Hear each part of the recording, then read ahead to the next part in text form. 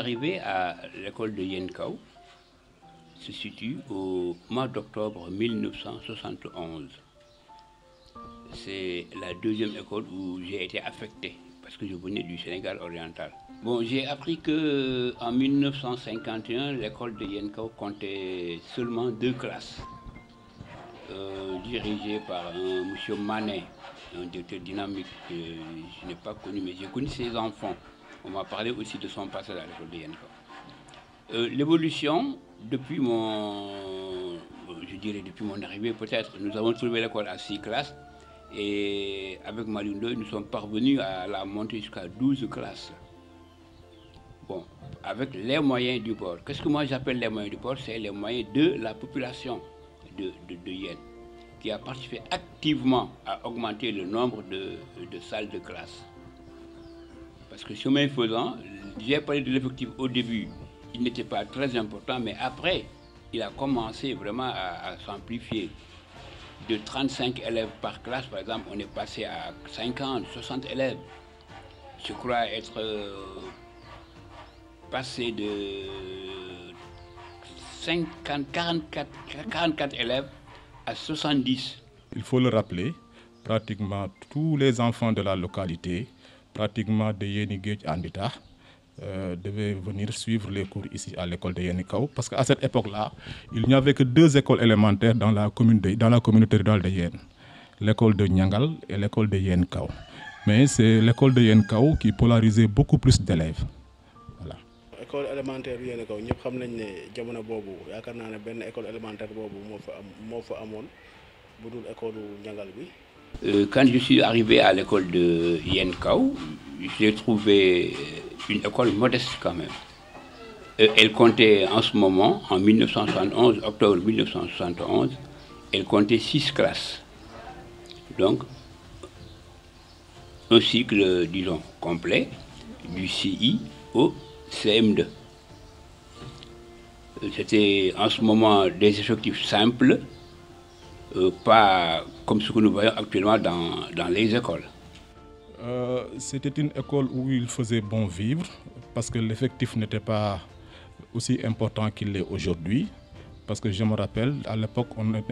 c'était une école composée d'un cycle complet quand même. Conditions, bon, je ne sais pas parce que les aussi les conditions étaient enseignement bi amone qualité amone rigueur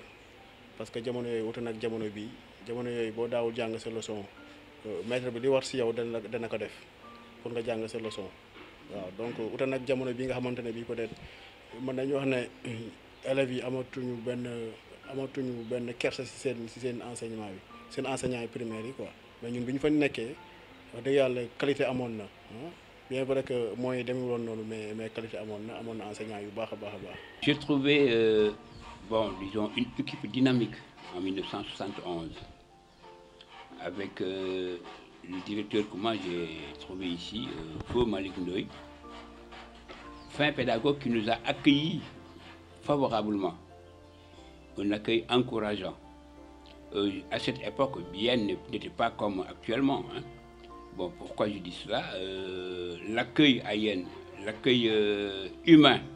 était vraiment présent, bien marqué, mais c'est l'accueil local, l'accueil du milieu, du lieu, ainsi de suite.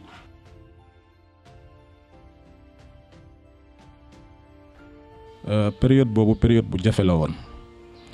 parce que dans les années 2000, 2001, 2003, 2004, 2006 élèves bu daan def examen fii ci Yène parce que boobu Yène amul woon centre d'examen ku daan def examen CFE wala entrée en 6e da nga daan déplacé wu ba Bargny wala ba Tëngéej foofu la ñu daan defee examen souvent dans des conditions très difficiles parce que sax boobu jamono boobu boo daan dem dafay mel ni da nga doon dem xare sa yaay daf lay yeb sa papa daf lay yeb parce que boobu examen ñu ne mu ngi def fi entrée en 6e lu rëy la woon parce que xamuñu ko woon fii bu yàlla defee nag nga dem defi examen ba jàll boo ñëwaatee aussi da nga war a delluwaat Tëngéej wala delluwaat Bargny pour mën a continuer say études bon malheureusement souvent condition dëkk yi daawul neex noonu di nga nekk ci kër boo xam ne bii très souvent dinañ la bëgg dañu bëgg mettre le dans de bonnes conditions mais souvent moyens yi ñu dul woon suivre bon loolu tax na man xam naa samay moroom yu bëree yoo xam ne yi seen njàng malheureusement loolu moo ko yàq te boobu sax te xalaat naa ne sax lii gënoon nekk frein ci école yéen loolu ci la bokkoon donc vraiment loolu moom lu méttee la woon ci histoire école yéen le fait que boo amee entrée en sixième wala nga am CFEE war a continuer say études au niveau de Rufisque wala au niveau de Bargny vraiment da nga doon jàkkonte ay problèmes yu bëri malheureusement ñu ci bëri mënatuñu woon continuer seen njàng foofu la yaaxoo peut-être jamono boobu sama moroom yi ak ay benn daal ñoo amoon chance parce que peut-être fa ñu nekkoon xawoon na tane ñoo am chance ba continuer seen étude mais vraiment jamono bu métti la woon wax dëgg yàlla. jamono boobu aussi mën nañu wax ne ñun yenn village lañu woon bu ñu demee Tëngéej wala Bargny aussi dafa mel ni ville lañ dem donc dañuy xaw a dépaysé doo am accès dem géej pour ñi nekkoon Tëngéej nekk ci kaw doo gis sa ay parents tous les jours des fois peut-être samedi ba samedi mais chaque fin du mois nga am possibilité ñëw gis ay parents mais loolu aussi doonoon na source de motivation pour ñun doonoon na source de motivation bon daaw ñu am beneen préoccupation bu dul jàngi wàcc jàng suñu ay leçons réviser pour def ay résultats yu baax. Un élève que tu connais, que tu as vu vraiment œuvrer du CI au CM2, qui réussit à l'entrée en sixième, qu'on affecte à Bargny, il n'a pas de connaissances à Bargny. Bien à Rufisque, il n'a pas de connaissances à Rufisque. Il peut même avoir connaissance à Rufisque, mais quitter chez soi, aller travailler, aller habiter ailleurs en tant que jeune pour travailler est une gageure. Pourquoi? L'aise qu'il y avait à la maison familiale, le papa qui est là, la maman, les tantes qui sont là. Une fois sorti de Yen, c'est autre chose. Ce que nous avons entendu dire, ça a beaucoup freiné quelques élèves dans les temps. Mais ceux qui ont eu la chance de continuer, d'être dans une famille accueillante, le résultat est plus positif là-bas.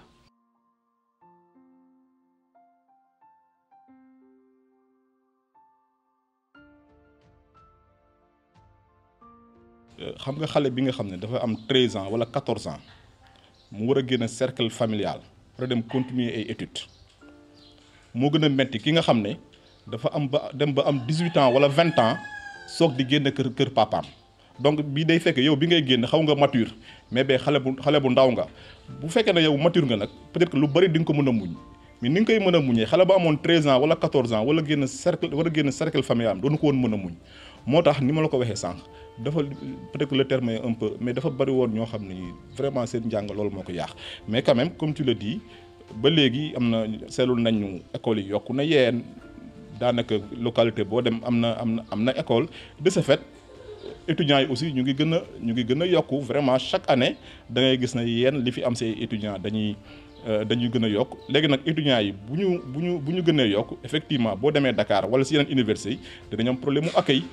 mais day fekk quand même yow nga nekk nit ku mature nit ku xaw a ñor koo xam ne kii même boo amul ku la jël en charge di nga jéem a jëlal sa bopp en charge mais effectivement que ne problème boobu aussi waaye yéen war nañ si réfléchir doomu yéen yëpp war nañ si réfléchir xool naka la ñuy def pour améliorer conditions d'existence suñu étudiants yi nekk ay Bambey ay Dakar wala ay Ndar. bu dëgg ne amoon chance bi ngay def terminal nga dem visiter université boo demee boo saagantuwul premier jour yi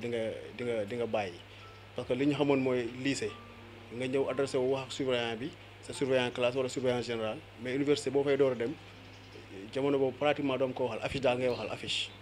waaw inscription ni mu daan demee. bu dee lycée benn guichet ngay taxaw def sa inscription bu dee université da ngay jaar fii service médical dem jël formulaire dem agence comptable donc déjà université boo fa demee rek après le bac dootoo bëggati sax amoon nga bac savouré mais dootoo bëggati jàng premier jour moom foog nga dépayser donc yombul woon aussi yombul woon pour am chambre c'était pas facile aussi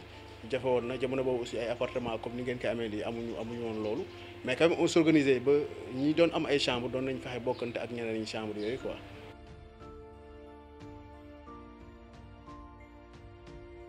Le niveau des élèves nag bon c'est un niveau assez bu ñu mën a relativiser parce que di nga dugg ci classe fekk fa ñu tane fekk fa ñu doomu fekk ñoo xam ne ñi vraiment seen niveau war nañ ko relever waat mais loolu man dama jàpp ne si liggéeyu jàngalekat bi la parce que jàngalekat moo war a ñëw fekk niveau bu baax mu yëkkati ko mais dans l'ensemble au lycée quand même on ne se plaint pas parce que su fekkee ne jubuma depuis 2012 boo seetloo lii gën ci résultat ci département de Rufisque ñun mosuñoo dellu ginnaaw. Je me rappelle en 2 années passées, on a pu faire 50% au bac. Mais je rappelle que souvent les séries scientifiques n'ont qu'à remporter sur les séries littéraires. Donc en matière de résultats, en matière de prise en charge, vraiment lycée, on ne se plaint pas. Ce fait que nous comparons avec les lycées. Parce que quand même, on est un petit lycée, mais il n'y a que nous bari. Parce que si vous avez un lycée, vous fait que une salle informatique, fait que une bibliothèque très fournie. Amar chance aussi fekk fa équipe pédagogique boo xam ne bii la ci ëpp ay xale lañ boo seetloo lycéen dafa ëpp ci profil dafay jàngale ay xale lañ boo waxee xale da ngay wax dynamisme da ngay wax cawar donc ci côté boobu daal vraiment on ne se plaint pas lycée bi moom lycée résultat yi d'année en année mu ngi xaw a yokku mais nag bu ñu tëdd nelaw nañu continuer di si jàpp parents yi am nañ si wàll.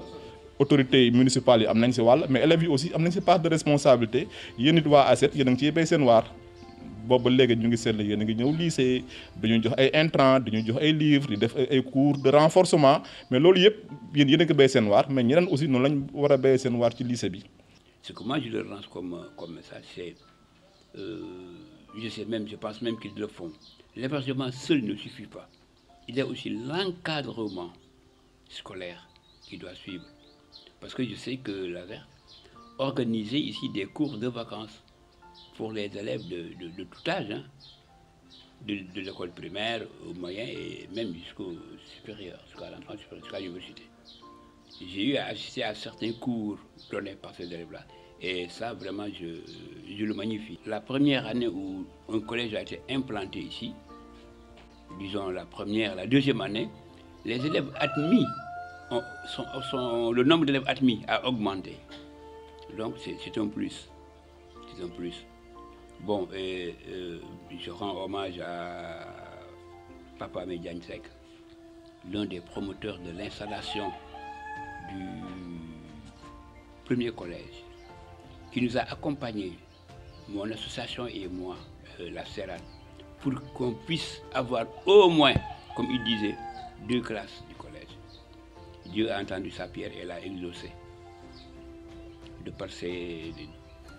activités, le collège de Yène a été créé.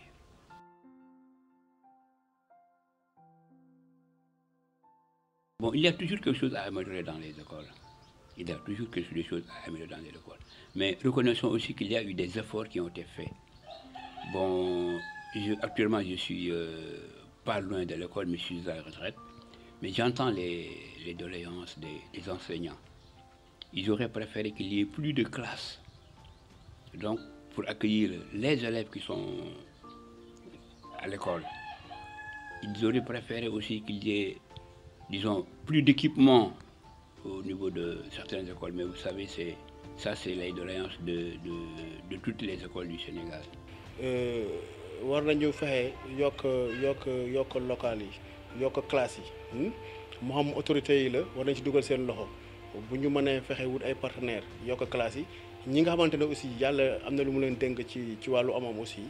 ñu fexe aussi ku ci man moo xam benn classe ngay assurer wala ñaari classe ñu def ko pour yokk parce que condition yi vraiment c'est pas facile aussi hein c'est pas facile CM bi nombre d'élèves yi nekk par salle de classe loolu c'est très difficile. Donc autorité war nañ ci dugal seen loxo ñun ñii tamit war nañ ci dugal suñuy loxo parce que gis naa si yeneen zone yoo xamante ne bii duñu xaar sax souvent autorité bi defee dinañu def bu deful dinañ def donc ñun les bonnes volontés ak ñi am ay moyens tuuti war nañu xool CM bi lu ñu ci mën a def ñu def ko si pour classe yi yokk. man jàpp naa ne loolu tubaab di wax le nœud gordien de l'école de Yène c'est le problème des effectifs surtout au niveau du CM. loolu moom defe naa ne waaye yéen ñëpp autorités municipales parents d'élèves jàngalekat yëpp war nañ ci jox parce que CM da nga fay gis ay effectifs classe bu dépassé 100 élèves donc foofu vraiment kenn mënu fa jàng ci qualité loolu moom waaye yéen ñëpp war nañ see wut solution ça veut dire que su fekkee ne dans les écoles élémentaires barewuñu problème noonu au lycée pour le moment barewuñu amaguñu problème mu effectif mais au CM quand même le problème des effectifs se pose foofu moom vraiment war nañ parce que effectif ya nga fay dégg mais mënoo ci am qualité moom mënu fa am wax dëgg yàlla donc loolu war nañ siy jokk bu dee nag si wàllu prise en charge maanaam parents yi ak élèves yi man gis naa ne yéen conscience collective en matière d'éducation quand même mu ngi développé. Pour l'enseignement élémentaire que je connais mieux, il faut l'implication de tout le monde. Quand je dis tout le monde, c'est d'abord les parents, les enseignants obligatoirement, les jeunes intellectuels qui connaissent ce que c'est que la valeur de l'éducation, mais aussi et surtout aussi des autorités de l'État. bu njëkkoon quartier boo dem ña fay jàng da leen di compter de mais léegi def naa kër goo dugg ci yéen da nga fay génne ay élèves yu bari cela veut dire que nit ñi ñu ngi am conscience que ne école baax na ci xale yi te xale yi dañoo war a jàng te gis naa ne ñu bari aussi ñu ngi omat seen doom même bu ñu amul place si lycée bi wala ci école publique yi ñu leen di yóbbu ci privé bi cela veut dire que am na benn conscience boo xam ne bi effectivement mu ngi développé wu ci waajur yi di gën a yóbbu seen doom école te loolu non seulement waajur yi dañ siy jariñu mais yéen aussi daf siy jariñu parce que bu ñu amee ay ressources humaines maanaam ñoo xam ne ñi seen xel day nàcc mais ce n'est que bénéfique pour yéen te loolu gis naa ne wax dëgg yàlla mu ngi développé wu donc yéen boo fi te boo heure wàcc jotee nga gis élèves yi wàcc jóge école mais da nga naan macha allah léegi élèves yaa ngi jàngi léegi nag il reste quand même ni nga ko waxee sànq ñu mettre l'accent sur la qualité te bu ñu bëggee mettre l'accent sur la qualité il faut que école yi yokkuwaat donc l'impératif d'un deuxième ou bien d'un troisième CM quand même se pose avec acuité à Yène ça moom il faut le dire parce que benn CM bi moom vraiment doyatul pour accueillir le nombre d'élèves qu'on a au CM. Ça c'est un phénomène qui a beaucoup posé aussi sur la scolarité des élèves de Yène. Je vous dis que certains parents n'hésitaient pas à venir à l'école, retirer un enfant de 13 ou 12 ans, 14 ans, prêt à faire l'examen d'entrée en sixième pour l'amener en mer, en campagne en Gambie. Et M. Ndoye a beaucoup lutté contre ces choses-là. Je vais vous raconter une anecdote. Je connais un directeur d'école qui a pris sa retraite, il est un peu de mon âge,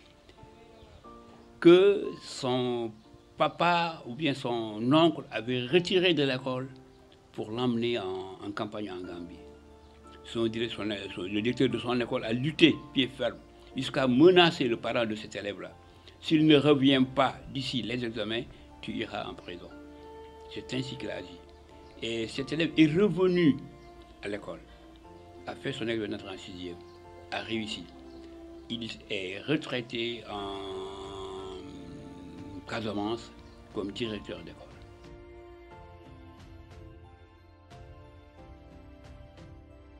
Dieu merci, comme vous dites, c'est une joie pour moi quand même de rencontrer quelquefois un élève qui se présente. Monsieur, vous me le connaissez? Je dis plus ou moins. Il dit c'est un tel. Rien que ça, c'est important. Mais savoir que tel enfant, tel cadre de Yène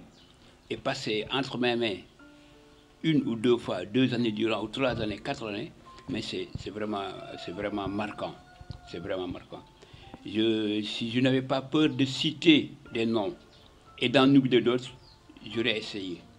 Mais pour être franc, je suis marqué par des élèves que je rencontre. Un certain, vous avez parlé tout à l'heure de M. Thiom. M. Thiom, quand je dis Thiom, je ne dis pas dire monsieur, mais je devrais dire Messieurs Thiom. Pourquoi? Parce que j'ai en tête des élèves qui se nomment Thiom et qui sont passés entre mes mains. J'en citerai peut-être M. Thiom Ibrahima, professeur de mathématiques actuellement, et Thiom aussi, M. Thiom, Cheikh Thiom, professeur actuellement d'anglais, et d'autres encore, parmi des filles, madame, je dirais maintenant, madame Mariam Thiom, professeur d'anglais au lycée de Mbour, de Mbodiop. Je citerai une fierté, Daouda Diouf, que vous connaissez sûrement, un grand cadre, reconnu au niveau national, au niveau international. Et encore et encore et encore.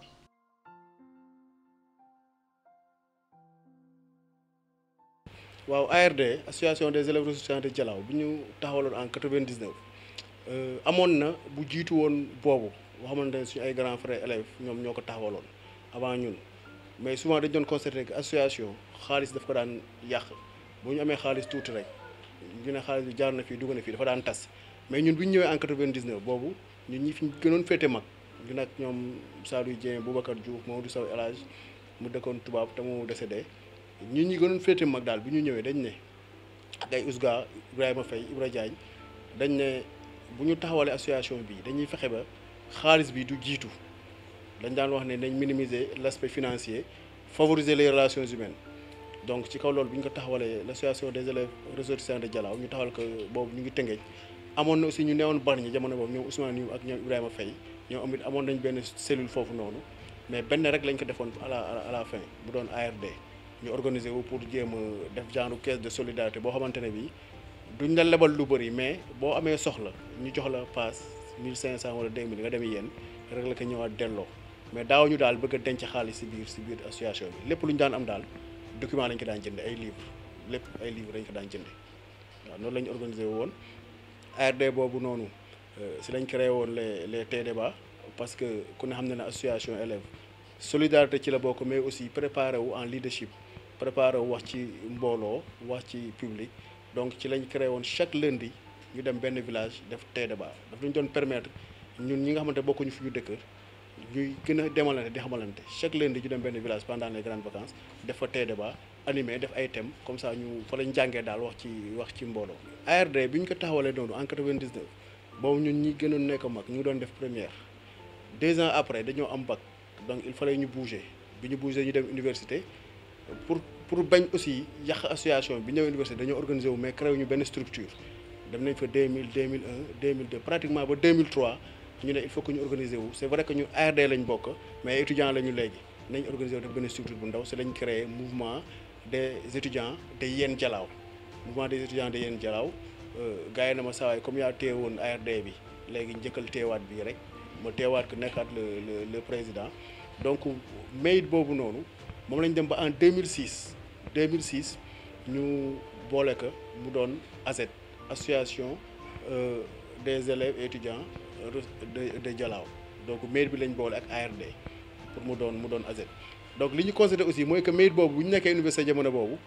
étudiants yi yéen yi ñu doon compter matuñu woon 100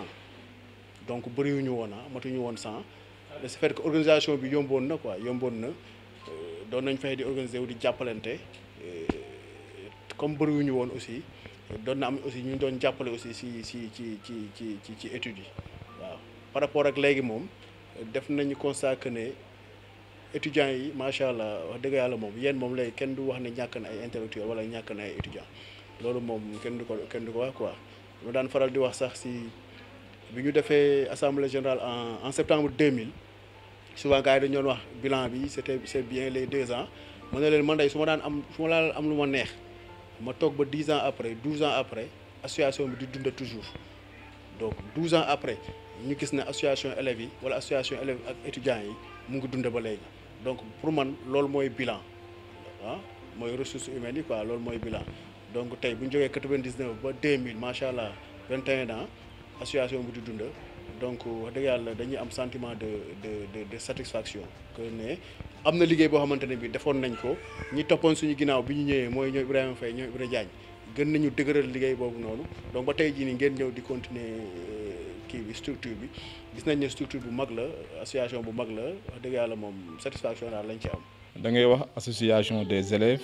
et étudiants de Dialaw cela veut dire que képp kuy élève wala képp kuy étudiant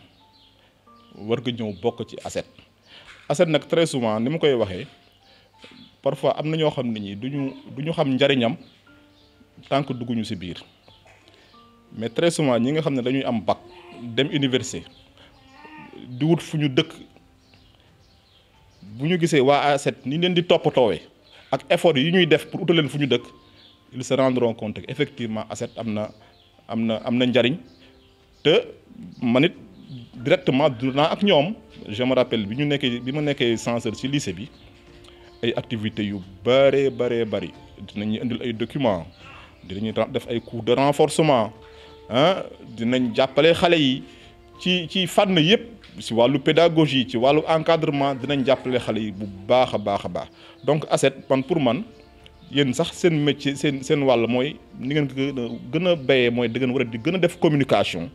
di dugg ci école yi di xamal xale yi lan mooy ASET ñu def ko seen mbir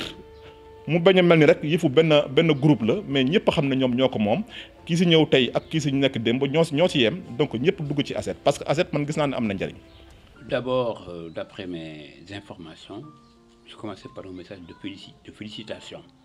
Pourquoi? Au niveau de l'hébergement des élèves étudiants ressortissants du Dialaw, comme du DL, bon, comme a posé problème l'affectation des élèves qui réussissent à l'être en 6e à Bargny ou bien à Rufisque, les mêmes problèmes se posent aux étudiants qui sont affectés hors de Yène, ou donc à Dakar. Je crois qu'il est plus simple de trouver où loger à Bargny que de trouver ça à Dakar. Mais si l'association fait des mains et des pieds pour pouvoir héberger des étudiants hors de Yène à Dakar, c'est déjà un grand point. Nous faisons rejoindre ASET, participer à ces activités parce que non seulement ASET école de formation, l'université, parce que nous avons dit qu'il fallait une association. Fa la ñu jàngee wax ci mbooloo fa la ñu jàngee yu bëri présider ay réunion bind ay PV ci association élèves ressortissants de Dialaw yi si dañ ko jàngee donc ñun constaté nañu aussi que ne des fois di ngeen am activité ngeen invité ñu mais dañuy constaté ne aussi que mobilisation bi dafay des lool par rapport ak tour association bi fi mu toll léegi ak bu programme amee bu activité amee boobu demee ñi ngi fay fekk do des na lu bëree dama xamul nag c'est à quel niveau le blocage bi am.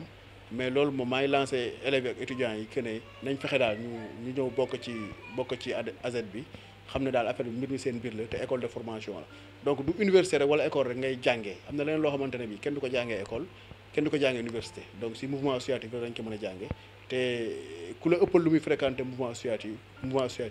donc mën naa xam ne mën na la ëppal ay connaissances mën na la ëppal savoir vivre mën na la ëppal aussi ay relations